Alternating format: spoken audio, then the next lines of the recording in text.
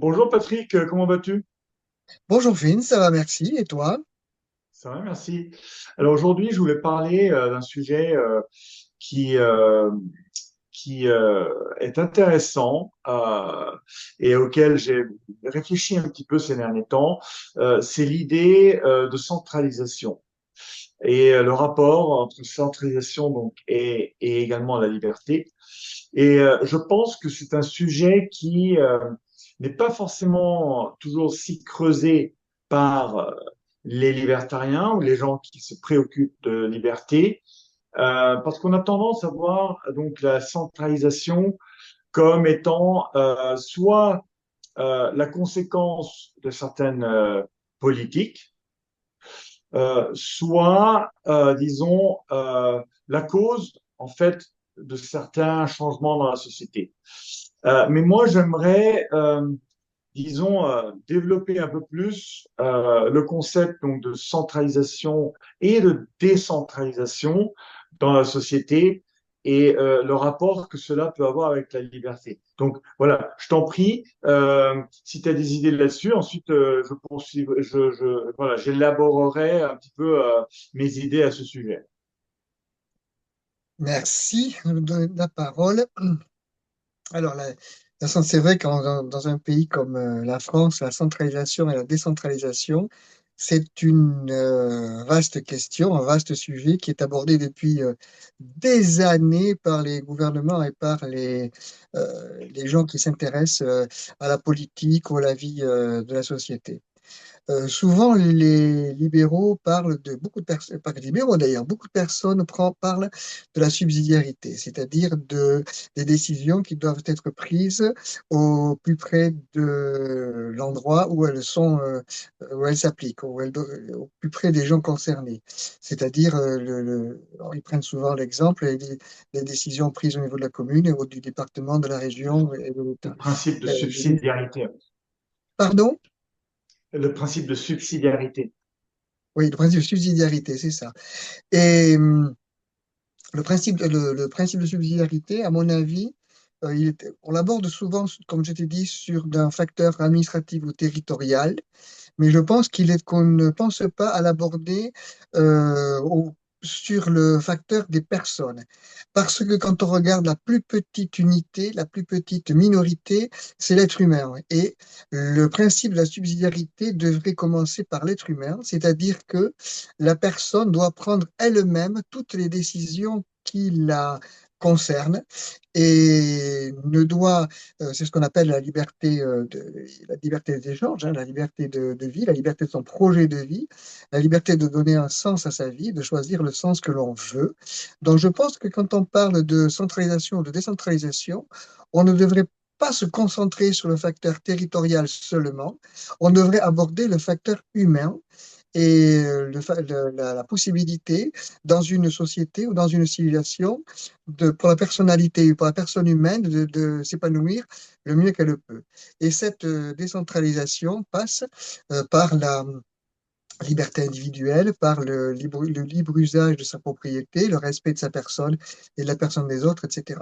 Je pense que ce facteur-là de personne au centre d'une véritable décentralisation et d'une véritable vie sociale libre est un facteur sur lequel les libéraux devraient se pencher. Je dis les libéraux parce que eux réfléchissent à la décentralisation d'une manière, on va dire, relativement ouverte, tandis que les collectivistes ne réfléchissent à la décentralisation que de manière, on va dire, politique et une sorte de fausse décentralisation où tous les éléments de décision ne viennent pas de la plus petite collectivité concernée, puisque si on prend la commune, par exemple, la commune n'est pas maître de ses finances. Quoi qu'on dise, il y a le vie des desiderata de l'État, le vie des règlements de l'État, etc.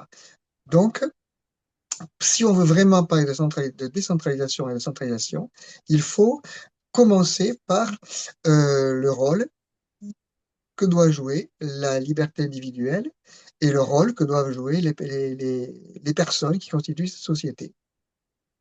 Oui, ben, c'est très bien dit, hein, je suis d'accord avec ça. Si j'ajoute un autre, si je regarde la centralisation, la décentralisation d'un autre angle, ce serait plutôt d'un angle plutôt de processus historique. Parce que, en effet, quand on regarde le développement de la société, on s'aperçoit que, et c'est pas tout à fait nouveau non plus, hein, comme observation, mais on s'aperçoit que il y a des forces dans la société euh, qui sont des forces de centralisation, des forces qui centralisent le pouvoir politique, qui centralisent les ressources économiques, par exemple, et il y a aussi des forces qui, en fait, décentralisent, qui ont tendance à, disons, euh, mener plus loin du centre ou des centres les pouvoirs politiques et les ressources, les capacités économiques.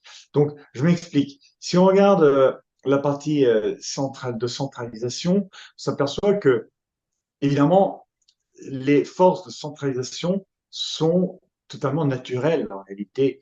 Et le début de la société humaine était une société complètement décentralisée où il y avait uniquement, même pas de société, nous avions uniquement des simples petits groupes, des petites communautés de quelques centaines d'individus.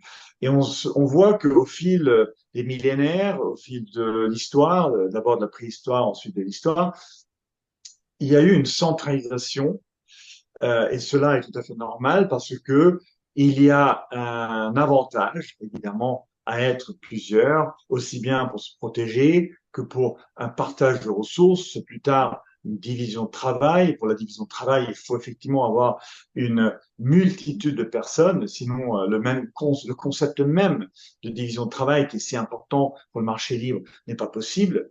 Nous voyons aussi qu'il y a un intérêt à échanger sur la fameuse place du marché. Et pour échanger sur la place du marché, il faut se réunir. Donc ça veut dire quoi? Ça veut dire la création aussi de centres urbains, l'amélioration des communications, par exemple, l'uniformisation des lois, l'uniformité des lois, des normes, des standards, du langage. Tout ça est un processus naturel parce que cela bénéficie à l'homme. Et l'homme va évidemment tout le temps essayer de réduire les résistances à son bien-être, d'augmenter les possibilités, les chances qu'il a de vivre mieux. Donc, cela veut dire que la centralisation, en fait, est aussi un phénomène tout à fait naturel et normal et fondamental aussi pour le bien-être et la liberté humaine. Le marché libre demande un certain niveau de centralisation.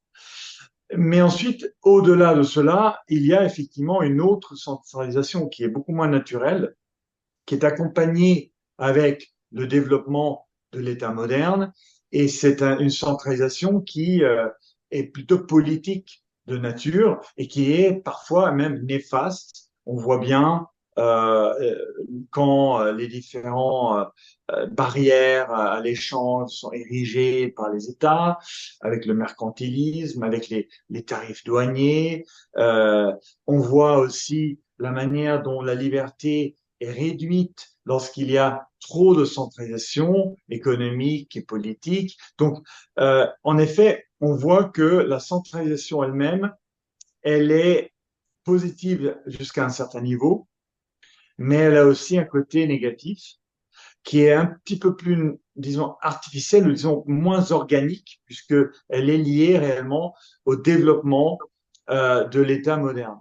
Donc, déjà, ces quelques réflexions-là. Ensuite, je passerai sur la partie décentralisation. Donc, voilà, Patrick, est-ce que tu as des commentaires? Je n'ai pas de commentaires particuliers à faire, simplement pour une petite précision peut-être. Dans le système de la centralisation, comme je l'évoquais tout à l'heure, la centralisation politique, c'est une centralisation en fait des pouvoirs et ce qui fait que c'est toujours une autorité centrale qui concentre le pouvoir législatif, le pouvoir judiciaire et l'exécutif. Si on va parler de décentralisation, si on s'intéresse à la décentralisation, je pense qu'il est indispensable que les structures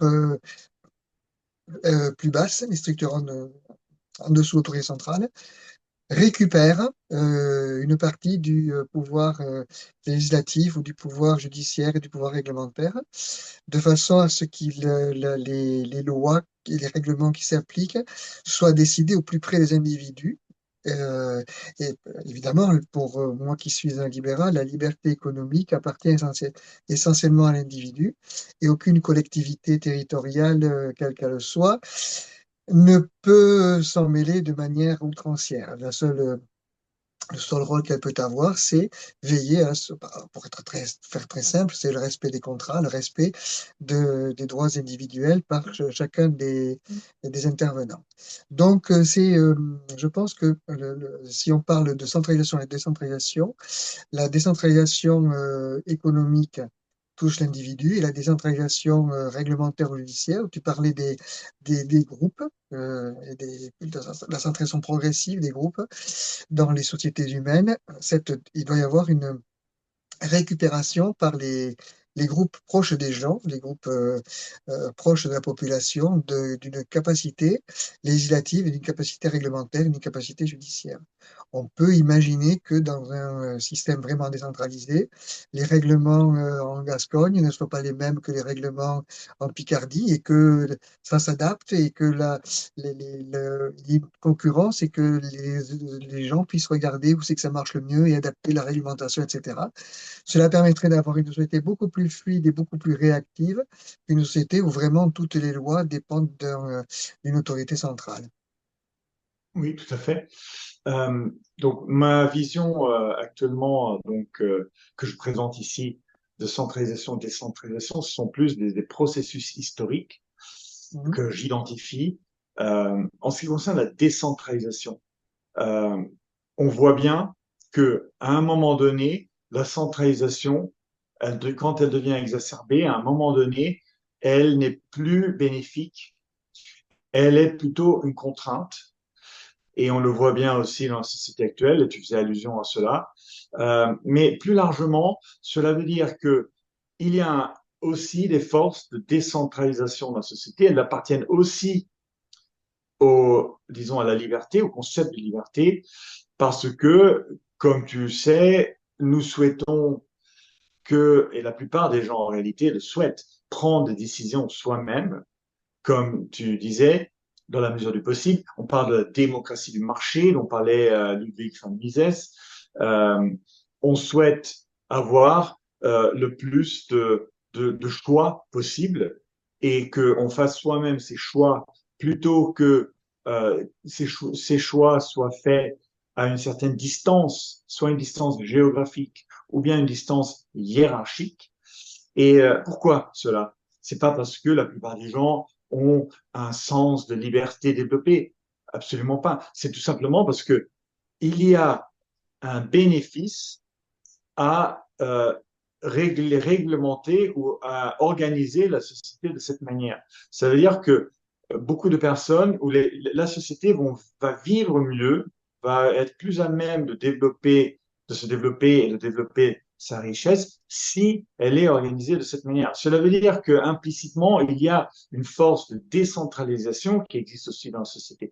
Et donc, ce qui est intéressant à voir, c'est que au fil du temps, euh, on voit bien pendant l'histoire que des phases de centralisation ont existé et ont été suivies par des phases de décentralisation. Typiquement, quand la centralisation est allée trop loin, nous entrons dans ce cas dans une phase de décentralisation et cela peut durer aussi des centaines d'années. Aujourd'hui, la société, elle se développe beaucoup plus rapidement, donc ces phases sont beaucoup plus courtes, mais on peut mentionner la phase de centralisation qui avait lieu jusqu'à la fin de l'Empire romain, qui a été suivie par une phase de décentralisation.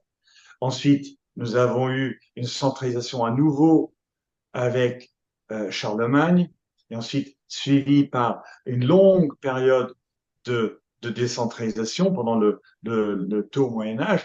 Et ensuite, nous avons continué une certaine centralisation, parce que nous avions des centaines de petits États en Europe pendant le Moyen Âge, et petit à petit, ceci a été réduit à une dizaine d'États aujourd'hui, et nous voyons bien une centralisation qui essaye de continuer avec cette globalisation, ce mondialisme politique, c'est aussi cette forme de centralisation, et nous voyons aujourd'hui effectivement une résistance toujours plus accrue contre cette centralisation. Et c'est un mouvement en réalité de décentralisation, ce mouvement de liberté, ce mouvement qui est aussi interprété comme le mouvement de multipolarité.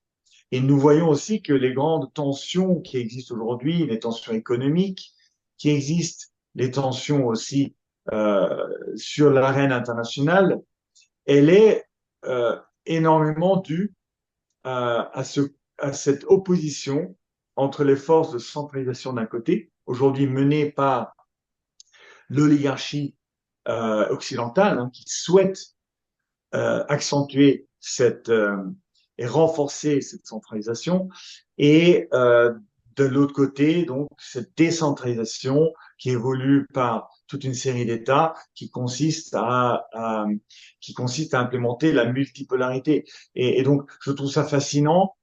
Euh, et donc, ce qu'il faut voir réellement, c'est que le concept de liberté est quelque part euh, doit être vu dans le cadre de ces processus historiques. Pour moi, c'est extrêmement important parce que c'est uniquement en comprenant ces processus historiques que nous pouvons réellement contribuer en tant que libéraux, libertariens.